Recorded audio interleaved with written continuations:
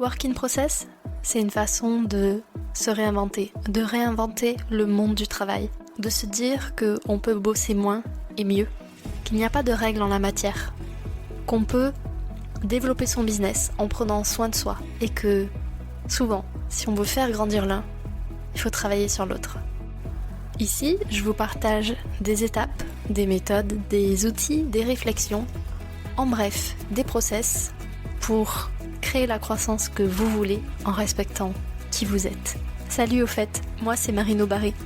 J'adore parler de santé mentale, psychologie, neurosciences, organisation pour les entrepreneurs. J'aime parler de croissance saine, de transformation des entreprises pour un monde pro meilleur, plus joyeux et plus chaleureux. En bref, parler d'entrepreneuriat respectueux de qui vous êtes. Ça vous parle ? Alors abonnez-vous à Work in Process et surtout écoutez bien l'épisode jusqu'au bout.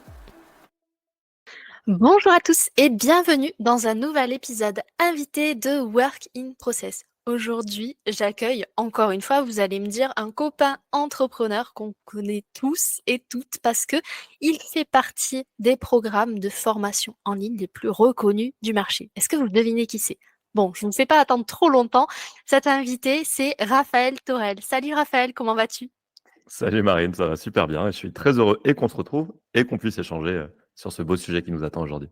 Eh ben, moi aussi. Alors, bon, il y a quand même des personnes qui ne te connaissent pas, Raphaël. Est-ce que rapidement, tu peux nous dire qui tu es ? Qui je suis? Vous avez 6 heures. Ok.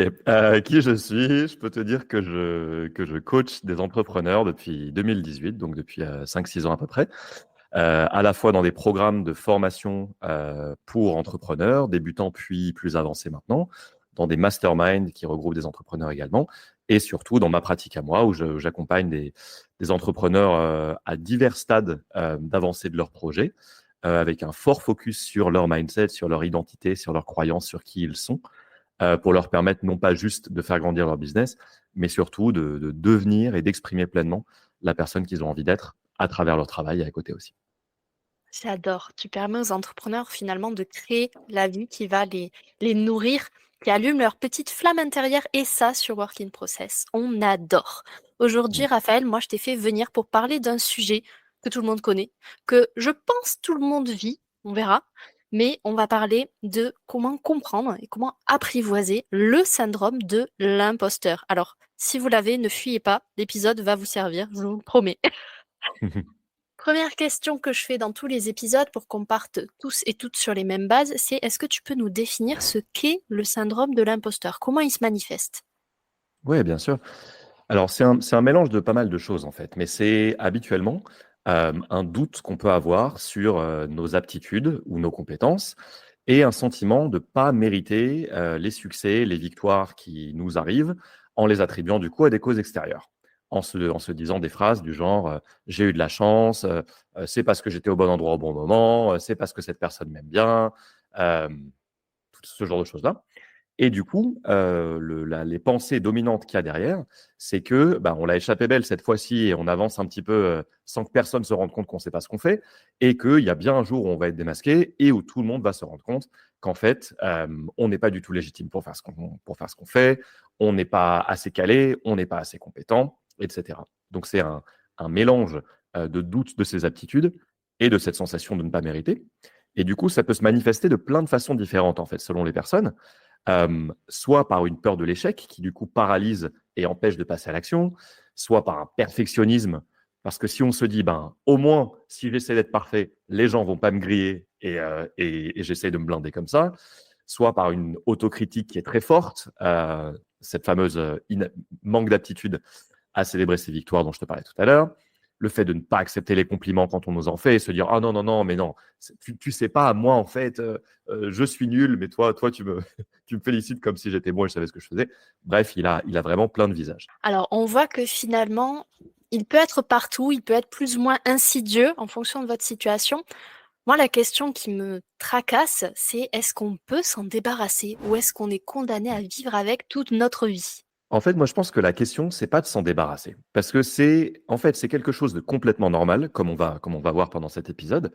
Euh, la question pour moi c'est plus d'identifier quelle situation déclenche ce sentiment. Parce que moi, en fait, on appelle ça syndrome de l'imposteur et maintenant on le voit à toutes les sauces.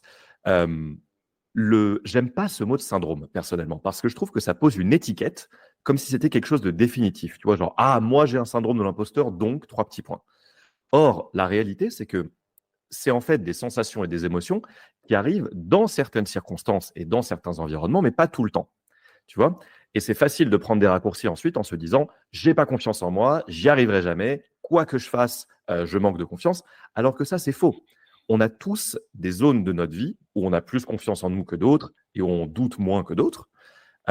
Donc la question, c'est pas de s'en débarrasser, c'est de comprendre, dans quelles circonstances est-ce qu'il survient et ensuite de voir qu'en fait, il nous envoie juste un message. C'est-à-dire qu'il y a aucun problème. On va rentrer direct dans le vif du sujet. OK. Il y a l'interprétation qu'on fait habituellement quand on ressent ce doute ou ce manque de confiance, c'est que le problème, c'est nous. OK? Si on se dit: «Il y a un problème avec moi, donc je ressens ce doute». Mais en réalité, le problème, c'est jamais la personne. Le problème, c'est juste l'interprétation qu'on fait du fait de douter. Tu vois? C'est-à-dire on doute tous. Toi, moi et 100 des personnes qui nous écoutent, ça nous arrive de douter. Simplement, pourquoi est-ce que devant le doute, il y a certaines personnes qui avancent sans problème en se disant: «J'essaye des trucs, j'arriverai, on verra bien» et d'autres qui sont paralysées par ce syndrome de l'imposteur? C'est parce qu'il y a une catégorie de personnes qui estiment que c'est normal d'avoir des doutes et que c'est pas un signe que je fais mal les choses ou qu'il y a un problème avec moi et l'autre partie de la population qui interprète ce doute comme ça veut dire que je ne suis pas légitime. Sous-entendu, si j'étais complètement légitime, je ne douterais pas. Ce qui évidemment est faux. 100 des gens doutent. Tu vois, donc c'est vraiment le cœur de la question, c'est l'interprétation qu'on fait de l'inconfort qu'on traverse. Alors moi, ce que j'ai retenu, c'est qu'il y a d'un côté, on va généraliser. Par exemple, on parle du syndrome de l'imposteur, mais ça marche pour tout. Par exemple, les gens qui disent je suis timide. Vous Mm. pouvez être timide dans certaines situations, par exemple quand vous devez parler sur scène ou en public, mais quand vous êtes avec votre famille, avec vos enfants ou votre conjoint, votre conjointe, vous êtes peut-être pas timide. Donc ça, c'est la première étape. Et il m'est venu une idée à challenger peut-être avec toi, Raphaël, c'est il y a peut-être une troisième catégorie de personnes. C'est les personnes qui ont compris que effectivement, bah, les doutes, c'est normal, c'est humain, c'est une émotion, mais que ça va les challenger. Elles vont se dire, OK, là je doute, tu vas voir. Tu vas voir que finalement, ce doute, il n'est pas là. Il n'est pas là pour me freiner et je suis capable de le dépasser. Qu'est-ce que t'en penses? Ouais, moi en fait, cette troisième catégorie de personnes, pour moi, je la mets en fait dans la première catégorie. Hmm. C'est-à-dire les gens qui se rendent compte qu'ils sont en train de douter et que c'est normal, et qui utilisent ça davantage comme un vecteur de croissance, d'avancée, d'apprentissage, que comme un frein. C'est-à-dire, en fait, pour moi, vraiment, la grosse différence, elle est là. C'est-à-dire, le fait de douter, il est inévitable. C'est comme le fait qu'il pleuve, de temps en temps, tu peux rien. La question, c'est qu'est-ce que tu en fais? Est-ce que tu restes chez toi à pester et à te dire, ah bah zut, j'aurais aimé sortir? Ou bien, est-ce que tu te prépares, tu te dis, ok, je sors avec mon parapluie. S'il me pleut sur la tête, c'est pas très grave, je m'en mettrai. Tu vois? Et j'utilise ça pour quand même profiter de mon après-midi. Donc, en fait, la vraie différence, elle est là. Elle est dans les inévitables moments où on doute. Qu'est-ce qu'on fait de ce doute?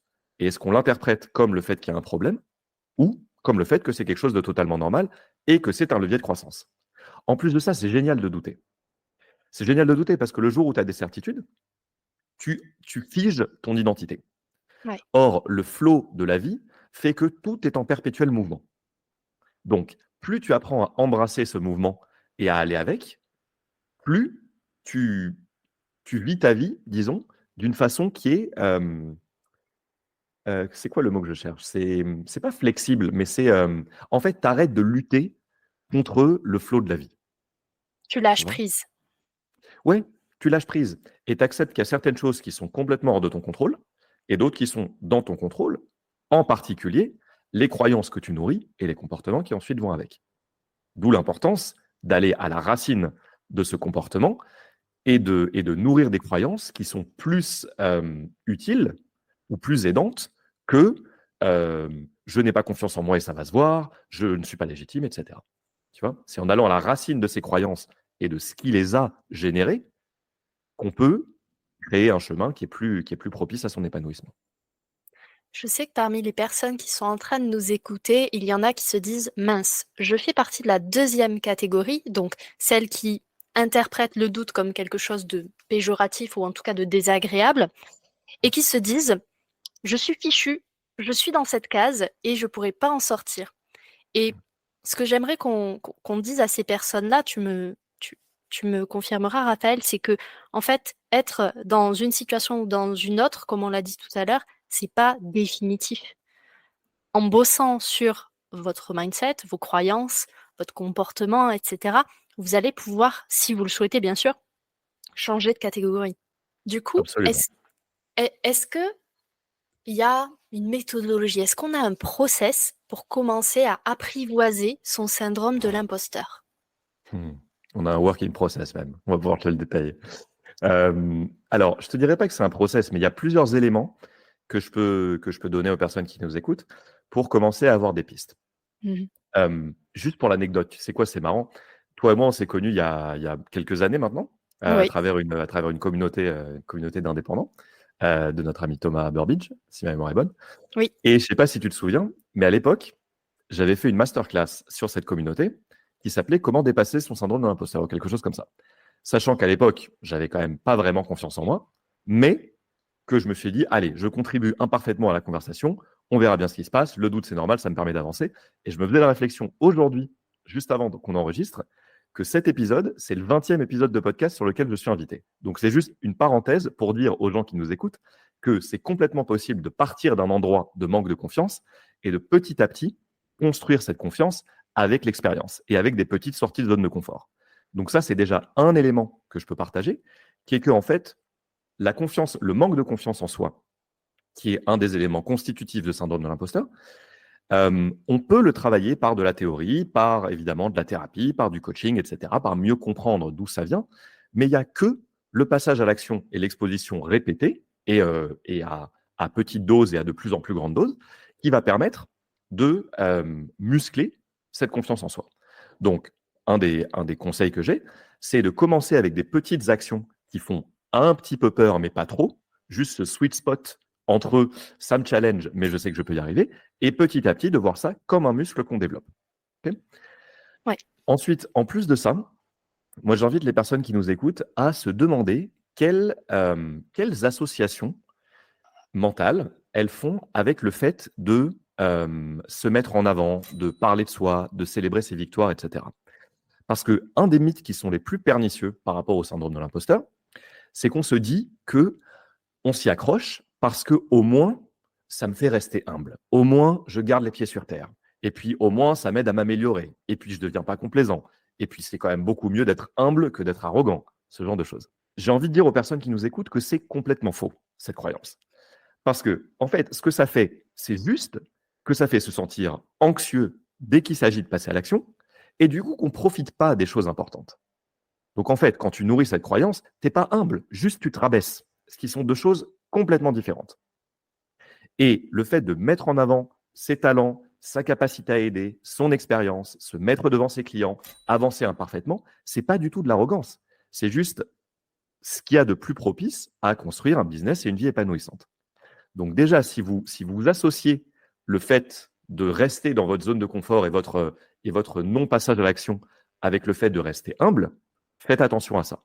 Parce que c'est complètement possible d'avancer d'une façon qui est totalement alignée et épanouissante et de rester humble.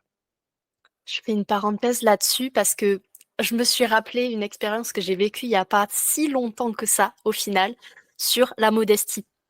Mmh. Euh, Comme tu l'as dit, on se connaît depuis un petit moment, tous les deux. Tu te rappelles peut-être de comment j'étais il y a quelques années de ça, Ouais. où je n'osais pas me mettre en avant. Bon, c'est encore un petit peu le cas, mais le podcast aide bien.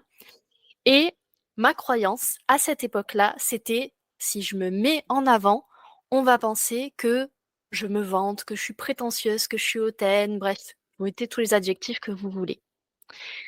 Et en fait, ce qui s'est passé, c'est que à un moment donné, je me sentais mal d'avoir cette croyance physiquement et psychologiquement. À un moment donné, je me suis dit, ben, en fait, je ne peux pas contrôler ce que les gens vont percevoir de moi. Je peux envoyer un message, mais en tout cas, côté réception, c'est comme quand vous appelez quelqu'un. Si la personne elle a un mauvais réseau là où elle est, c'est pas votre faute. Donc, j'ai pris cette métaphore du réseau téléphonique, notamment français, pour me dire finalement que, en fait, je peux faire tout ce que je veux, de la façon dont je veux. Il y aura au moins une personne qui le prendra mal. Mais il y aura aussi des personnes qui le prendront bien, hein. Faut pas oublier ça. Donc, pourquoi je vous raconte ça? C'est tout simplement le fait de répéter des actions, petites ou grandes, ça dépend de votre goût du challenge. Ça va vous apprendre à vous détacher aussi petit à petit de cette croyance que l'autre va me juger et je vais me sentir mal. Oui, l'autre va vous juger, probablement. Mais vous n'êtes pas obligé de vous sentir mal à cause de ça. Totalement d'accord. Et tu touches à un point qui est fondamental par rapport au syndrome de l'imposteur, c'est la peur de la critique. Mhm. Parce que c'est évidemment, c'est ça qui freine souvent en se disant: «Waouh, mais si j'y vais, si je poste, ce contenu qui est peut-être un peu clivant, si je mets mes atouts en avant, professionnellement parlant et cetera, je vais me prendre une volée de critiques». Moi, à chaque fois que je coach quelqu'un sur ce sujet, j'essaye de comprendre ce qui lui fait penser qu'être critiqué, c'est mal. Parce qu'en fait, là-dedans, il y a un élément vraiment important de réponse à comment, apprendre à aimer son syndrome de l'imposteur. Hem, je ne sais pas si toi ça résonne, mais moi je sais que personnellement, certains des plus gros épisodes de croissance dans ma vie personnelle et professionnelle, ce sont des moments où j'ai été critiqué.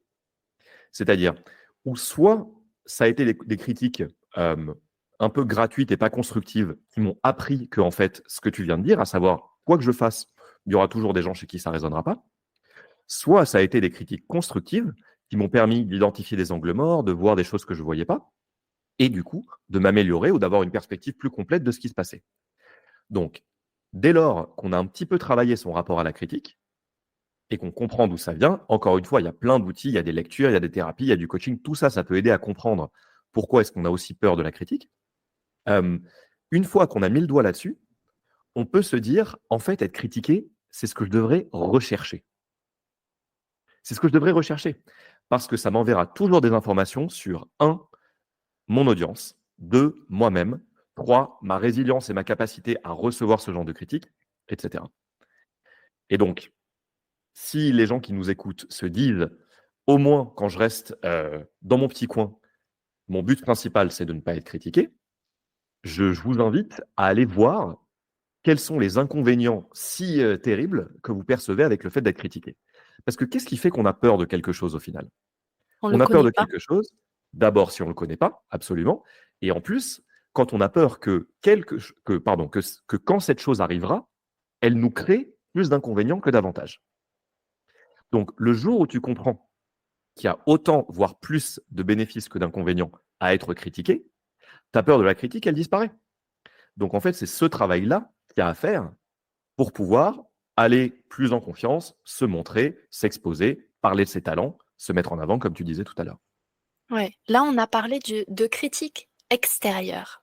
Mmh. Mais il y en a une qui est plus insidieuse, qui peut-être même fait plus mal, et qui parfois est installée depuis plus longtemps que ça, c'est ce qui se passe en nous, notre critique interne. Et du coup, je voulais avoir ton point de vue là-dessus, parce que je sais qu'on n'a pas tous la même relation à son critique interne, mais parfois, ben, quand il prend trop de place ou que sa voix, elle est plus forte que bah, notre envie, par exemple, de lancer une offre ou de se lancer dans un nouveau média ou alors d'aller contacter cet entrepreneur avec qui on rêve de travailler, concrètement, quel est le mécanisme qu'on peut mettre en place face à ce critique? Est-ce que c'est le même que pour un critique externe ou est-ce que c'est une méthodologie, un processus différent selon toi? C'est une super bonne question celle-là et qui me permet juste de mettre un truc en lumière, Ouais, qui est que, les gens qui ont peur de la critique ne se rendent pas compte que si c'est pas à l'extérieur qu'ils sont critiqués, ce sera à l'intérieur. C'est-à-dire qu'en n'allant pas vers ce qui vous épanouit, en n'allant pas vers ce qui vous nourrit, certes, vous vous dites que vous évitez les critiques extérieures, mais qu'est-ce que vous faites ensuite? Vous vous autoflagellez pendant des heures et des jours et des années, en mode: «Tu vois, tu n'y arrives pas, tu es nul» et cetera. Donc en essayant d'échapper à la critique, on se prend en fait une critique qui est beaucoup plus douloureuse. Donc c'est juste important de voir ça aussi, c'est-à-dire que la tentative d'échapper à la critique, elle est complètement illusoire. Donc c'est 1re chose. Deuxième chose, le, un conseil que je donne moi, souvent aux gens que je coach, c'est quand ils sentent cette voix autocritique, c'est de déterminer à qui elle appartient, cette voix. Mmh. C'est-à-dire qu'on a l'impression que parce qu'elle est dans notre tête, elle est notre création. Mais la réalité, c'est que non. C'est-à-dire quand tu vois un tout petit enfant, par exemple, qui n'a pas encore eu le temps qu'on lui rajoute toutes les merdes mentales qui font de nous des adultes névrosés, tu le vois être dans le moment, tenter plein de trucs, s'agripper à quelqu'un, faire un bisou, crier, être complètement dans le moment sans peur de la critique. Mmh. Pourquoi? Parce que ça ne lui a pas encore été inculqué. Donc, si ça nous a été inculqué, c'est forcément par quelqu'un. Quand je dis par quelqu'un, ça peut être une personne ou ça peut être des organisations ou des systèmes, la société, l'entrepreneuriat, la famille, etc. Donc, la première chose, quand on identifie un discours interne qui a cette critique par rapport à nous, c'est de dire, OK, c'est la voix de qui me dit ça? Est-ce que c'est la voix de mes parents qui me grondent pour que je réussisse? Est-ce que c'est la voix de l'entrepreneuriat en ligne qui me dit tu dois y aller plus fort, tu dois y aller plus dur, tu dois faire plus de chiffres sinon tu es nul? Est-ce que c'est la voix d'un ancien collègue avec qui on a eu un mauvais rapport hiérarchique? Ça peut être plein de choses, mais déjà, c'est d'externaliser cette voix en se rendant compte que ce n'est pas parce qu'elle est à l'intérieur de nous qu'elle nous appartient. Ok, pour Mmh. pouvoir ensuite, symboliquement, la rendre à la personne à qui ça appartient en disant merci beaucoup, mais ça c'est à toi, pas à moi. Et ensuite, moi, une image que j'aime bien, c'est imagine que tu veux te remettre en forme, par exemple. Tu t'es un peu laissé aller après les fêtes, on est encore en début d'année, tu te dis, OK, j'ai envie de me remettre en forme. Donc, du coup, je vais travailler avec un coach sportif. Si tu veux arriver à te remettre en forme et à y prendre du plaisir, tu peux travailler avec deux types de coachs. Il y en a un qui, à chaque fois que tu arrives à la salle de sport, va te hurler dessus, te dire à quel point tu es nul, te dire à quel point tu n'as rien à faire ici et de toute façon, tu n'y arriveras jamais, te gueule dessus pendant les exercices en te disant que tu ne le fais pas assez bien, te laisse en larmes à la fin, et puis en plus, t'envoies des WhatsApp entre tes séances pour juste te rappeler à quel point tu es nul et à quel point tu n'y arriveras pas. Okay, premier coach. Deuxième coach, qui t'accueille à bras ouverts à la salle, qui te dit qu'il est content de te voir aujourd'hui, qui te dit qu'il y a peut-être des exercices que tu vas mal faire, mais que c'est OK et que c'est comme ça que tu apprends, qui t'encourage, qui te soutient, qui te montre tous les progrès que tu as fait depuis la dernière fois, et qui, entre tes séances, t'envoie des messages en te disant « Tu vas y arriver, continue, tu es sur la bonne voie ». Avec lequel est-ce que tu préférerais travailler? Ah bah, le deuxième sans hésiter. On est d'accord. Ce qui se passe avec notre voix interne, c'est que notre voix interne, c'est le premier coach. C'est-à-dire, c'est celui, enfin je dis ça, c'est pas une fatalité, mais par défaut, c'est celui qui va prendre le dessus. C'est celui qui nous critique, qui voit tout ce qu'on fait mal, etc. Donc, ce qui est important, c'est de réaliser qu'on a toujours un ange et un démon à l'intérieur de nous. Le démon, il crie plus fort. Il crie plus fort et c'est à lui qu'on fait attention. C'est des réflexes. Donc, le process, pour moi en tout cas, c'est non pas d'essayer de supprimer ou de réprimer le démon, parce qu'il est aussi là pour nous mettre en garde contre ce qu'il perçoit être un danger. J'insiste sur perçoit, hein. C'est le fruit de millions d'années d'évolution, hein. C'est comme ça qu'il fonctionne notre cerveau. Tout à fait. C'est-à-dire, c'est comme ça qu'on a appris à avoir peur de danger. À l'époque où tu te faisais courser par un tigre, c'était plutôt pas mal d'avoir une amygdale assez active et de savoir identifier les dangers. Sauf que notre cerveau, qui est surstimulé, il a été entraîné maintenant à avoir des dangers partout. Et donc le petit démon, c'est ça qu'il fait. Il s'active comme une alarme trop sensible à chaque fois qu'il perçoit un danger. Sauf que se faire bouffer par un tigre et se prendre un commentaire désagréable sur Instagram, c'est quand même pas vraiment le même niveau de danger. Et donc, moi, ce que je recommande, c'est toujours de contrebalancer le discours du démon avec le discours de l'ange qu'on a à l'intérieur, c'est-à-dire du deuxième coach. Et si c'est trop difficile, vous pouvez penser que cet ange, c'est soit un très bon ami qui vous connaît bien, soit une personne qui vous aime et vous respecte, en vous disant ok, ok, ok, j'entends ce que dit le démon, mais cette personne-là qui m'aime et qui me respecte, si je lui exposais la situation, qu'est-ce qu'elle me dirait tout de suite? Est-ce qu'elle me parlerait aussi mal? Est-ce qu'elle me traiterait comme de la merde, comme ça, comme je suis en train de le faire? Il est probable que non. Donc, de même que j'ai donné une voix au démon et que je lui dis ok, merci beaucoup, je t'entends, de même, je choisis de donner une voix, voire un prénom, si ça vous aide, à l'ange, pour permettre de juste faire redescendre un petit peu. Et accepter qu'il y aura toujours ces deux parties de nous, celle qui nous critique et celle qui nous soutient. La question, c'est à qui est-ce qu'on fait le plus attention? et à qui est-ce qu'on donne la voix la plus forte. Et ça, c'est toujours, toujours, toujours un choix. Toujours. En bref, la moralité de cette histoire passionnante, c'est choisissez qui vous recrutez, même à l'intérieur de vous, parce que Mhm. bah, ça peut vous faire aller très loin ou ça peut vous freiner très fort aussi. Moi, j'aime Ouais. beaucoup cette exploration des différentes formes de critique finalement, parce que ça permet de mieux les comprendre. J'aimerais beaucoup qu'on creuse les sujets de tout ce qui est la peur de l'échec, la peur de la réussite, etc. Mais je pense que ça peut faire un épisode à part, parce Mhm. qu'il y a beaucoup, beaucoup, beaucoup à dire dessus. Et si t'es OK, Raphaël, et que l'épisode vous a plu, faites un maximum de bruit sur les réseaux sociaux, augmentez le nombre d'écoutes, comme ça on fait revenir Raphaël pour faire un épisode justement sur la peur de la réussite et la peur de l'échec. En tout cas, moi j'ai pris des notes et je sais maintenant qui je vais recruter à l'intérieur de moi. Génial. Et si tu as déjà recruté le démon parce que ça fait très longtemps qu'il est avec toi, c'est OK de juste lui dire, tu sais quoi, merci, je t'entends, je t'écoute, je choisis juste de faire attention et de prêter attention à ce que me dit le nouveau stagiaire qui vient d'arriver et qui est vachement plus sympa. C'est ça. Laissez une chance aux stagiaires parce qu'on ne sait jamais, des fois il peut y avoir des pépites. Petite Mhm. parenthèse RH fermée. Mais en tout cas, je suis ravie de cet épisode. Je pense que ça vous a donné déjà des pistes de compréhension si jamais vous vivez un syndrome de l'imposteur sur d'où est-ce qu'il peut venir, sur comment on peut commencer à l'apprivoiser. Et encore une fois, je vous ai dit, faites un maximum de bruit si vous voulez que je fasse revenir Raphaël pour la suite de l'épisode.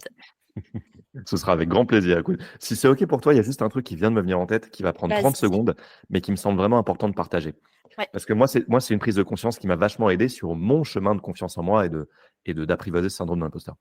C'est que les situations où on le ressent le plus, moi, ce que j'observe, notamment chez les personnes que j'accompagne, c'est que c'est des situations où on, on promet, où on dit qu'on peut délivrer des choses dont on n'est pas complètement sûr qu'on peut les délivrer. Tu vois, on voit beaucoup ça dans le monde de l'entrepreneuriat en ligne, par exemple. Et moi, pour te donner mon exemple à moi, au début, je marketais beaucoup mes services de coach comme, en gros, je synthétise, mais je t'aide à faire grandir ton business. OK, Mm. à travers le mindset, à travers le travail sur tes croyances, etc.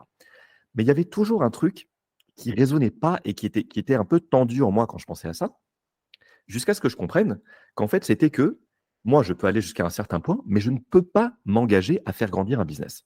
Parce que ça dépend aussi de ce que fera le coaché du travail qu'on fait ensemble. Et donc maintenant, de plus en plus, quand on me demande ce que je fais, ce que je dis, c'est que j'aide des entrepreneurs à avoir une meilleure conscience et connaissance et amour d'eux-mêmes pour identifier les mécanismes qui sont à l'œuvre et qui les freinent sur leur chemin, et qu'ensuite ils puissent emmener leur business dans la direction qui leur convient. Parfois c'est grandir, parfois c'est ralentir, etc. Mais pourquoi est-ce que je me sens complètement à l'aise avec ça et je sens zéro syndrome de l'imposteur? Parce que ça, je sais à 100% que cet éclairage, je peux le délivrer. Et donc du coup, j'ai aucun problème à communiquer dessus et à me mettre en avant parce que je sais que je peux. Alors que plus je vais vers des choses dont je ne suis pas certain que je peux les délivrer, plus je vais ressentir ce syndrome. Donc, si vous ressentez ça aussi, demandez-vous, est-ce que dans les promesses et les discours que vous faites, il y a des choses que vous dites pouvoir garantir ou délivrer qui ne sont pas le cas? Et si oui, je vous invite à les retravailler parce que c'est aussi ça qui vous donnera confiance en votre capacité absolue à délivrer ces choses-là et donc à agir. Et ça n'enlèvera en rien à la valeur de ce que vous pouvez proposer à vos clients, à votre audience, à votre communauté. Simplement, ça vous réalignera, si je Mmh. dis bien le terme, ça vous réalignera à ce que vous pouvez faire, ce que vous voulez aussi faire, c'est important, et à ce que la personne en face de vous peut avoir besoin, tout simplement. Absolument. Et ça responsabilisera cette personne qui est en face de vous, en lui faisant comprendre que ce que vous offrez, c'est pas une solution miracle, c'est des moyens, c'est des outils, c'est des clés qui aident à atteindre un certain résultat dès lors que votre interlocuteur fait aussi sa partie du travail. Et ça, c'est un gros cadeau que vous lui faites.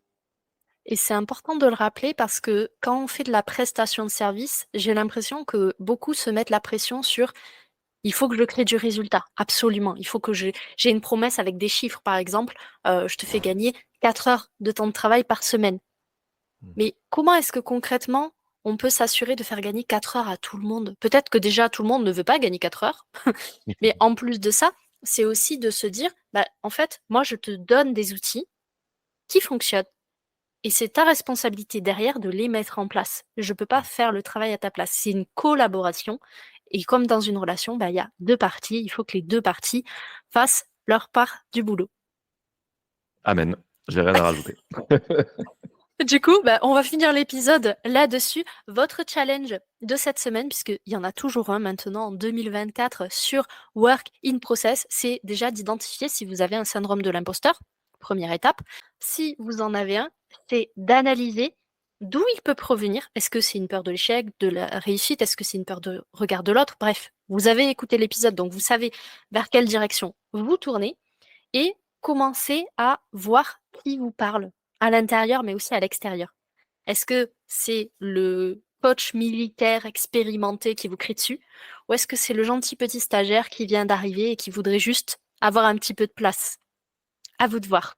En tout cas, merci beaucoup, Raphaël, pour tout ce que tu as partagé aujourd'hui, pour ce joli moment. Moi, j'ai adoré faire cet épisode et j'ai vraiment très envie qu'on en fasse un deuxième. Donc, je compte sur vous.